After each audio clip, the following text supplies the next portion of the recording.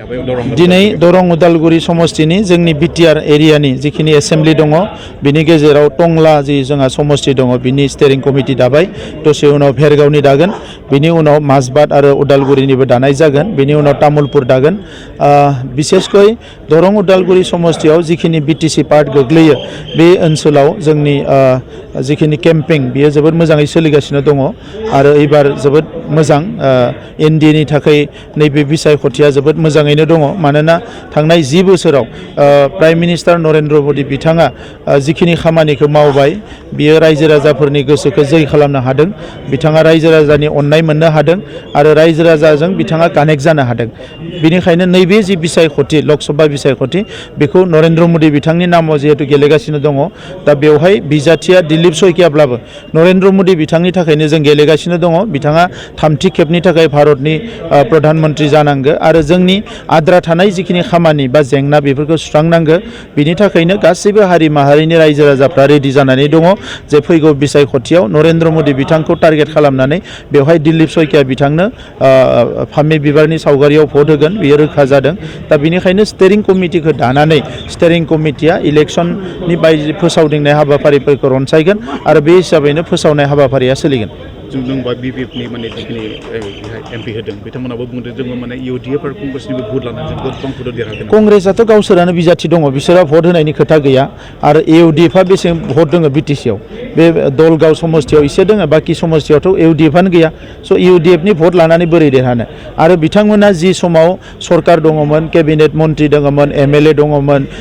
MCLA दङमोन गासै टिसिएलसिसि VCDC chairman दङमोन बै समावनो देरहानो हायाखिसै दा बोरै देरहानो दा नंखायनो बेवहाय जास्ट मिसलिड खालामनानै बा ब्लेकमेलिं खालामनानै रायजो राजाफोरनि भटखौ नस्थ' खालामनायनि बादै जेबो गैया दा नंखायनो फैगौ समाव जोंनि ओनसोलनि जौगानाय जोंनि ओनसोलनि गोजोन जोंनि ओनसोलाव हारि माहारिनि गेजेराव खौसेथि लाखिनाय बे गासैबो थांखिखौ नोजोर होनानै जि एनडिए एलायन्स बेवहायनो रायजो राजाफ्रा भट होगोन आं बेखौ मिजिंथियो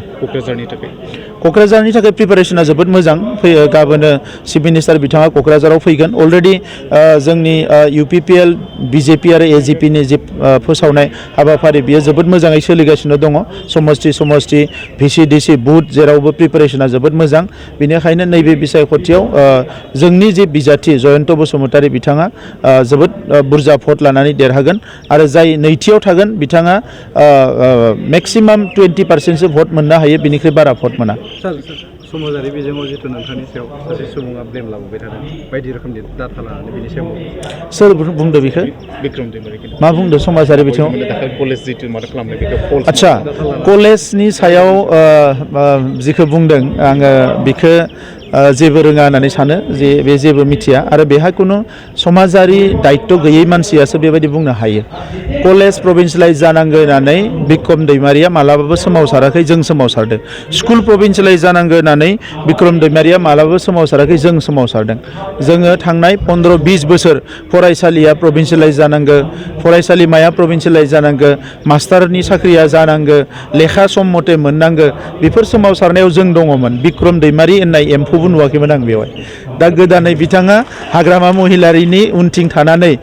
गावनि राजखान्थि लाभालाभनि थाखाय बायदिसिना बाथ्रा बुंदों आं बिथांखौ बुंदों जे बेबायदि बाथ्राखौ बुंनो नाङा आसाम सरकार आरो बिटिआर सरकार सावरायनानै बे 10 खान कलेजखौ प्रभिन्सियलाइज खालामनाय जादों आरो काउन्सिलखौ अथराइज खालामदों जे काउन्सिला बेखौ प्रभिन्सियलाइज खालामनांगौ आरो एसअपिडि फान्डनिफ्राय बिथांमोननि सेलारिखौ होनांगौ आरो जि समाव आसाम सरकारा 2025आव एमेन्डमेन्ट लाबोबावगोन बै समाव बे गासैबो कलेजा प्रभिन्सियलाइज जागोन बिनि अनगायैबो बाखि थालांनाय कलेजखिनिखौबो प्रभिन्सियलाइज खालामनो थाखाय जों आसाम सरकारजों सावरायगासिनो दङ दा बेवहाय बिक्रम दैमारिया ना लाग्रा ना होग्रा ना बियो आन्दलन खालामग्रा ना मा बे सासे ठिकादारसोमोन दिनै माने बिपिएफनि हां थिफु समाव फैनानै माने ससियेल मिडियायाव ओंखारनानै जानला मानला बुंबाय थाबानो ना स्कुल प्रभिन्सियलाइज जागोन ना कलेज प्रभिन्सियलाइज ना बिक्रम दैमारिया बेखौ मावनो हायो ना मा खालामनो हायो दा नंखायनो जाय खामानि मावदों बेखौ डिसकारेज खालामनाङा बर'नि social movement political movement cultural मुभमेन्टआव कुनु पद्दै बिक्रम दैमारि होननाय एम्फौ मासेबो नुफेराखैमोन आं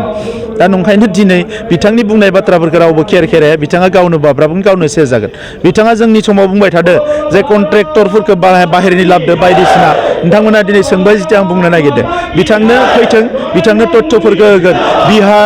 बिहार अन्ध्र प्रदेश बाहेरनि कन्ट्रेक्टरफोरा सिगां जाजोबना थांजोब्बाय कौटि थाखानि टेन्डार लानानै थांबाय दा बेबायदि थासारिफोरखौ दिनै आं बुंनो नागिराखैमोन मानोना बेबायदि गोबां मोजां सुबुंफ्रा बुङोब्ला सोरबा दायित्वकिल सुबुङा बुङोबा एन्सार होनो हायो BPF आव ओरैबायदि दुखुनांथाव जाबाय फैनानै 17 बोसोर सरकार सलायनाय BPF आ दिनै बिक्रम दैमारियासो स्पक पार्सन जानांनाया बिनिख्रुइ दुखुनांथाव आरो जेबो गैया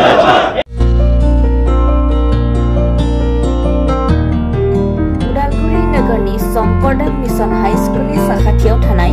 रेगे-रेगां दख'ना गलायाव लफाय FNF महर ब्रेन्ड बिबार ब्रेन्ड आर'नाइ ब्रेन्ड जुरि फान माथानि बायदि रोखोमनि दख'ना आर'नाइ ब्लाउस फालि आरो बर'नि साबसिन हामसिन आगरनि जिफोरखौ हलसेल आरो रिटेल मोन्नैबो बेसेनाव बायनो हागोन बेनि थाखाय नोंथाङा 7896313108 एबा 8471820909 जानबुं नाम्बाराव सुलाथार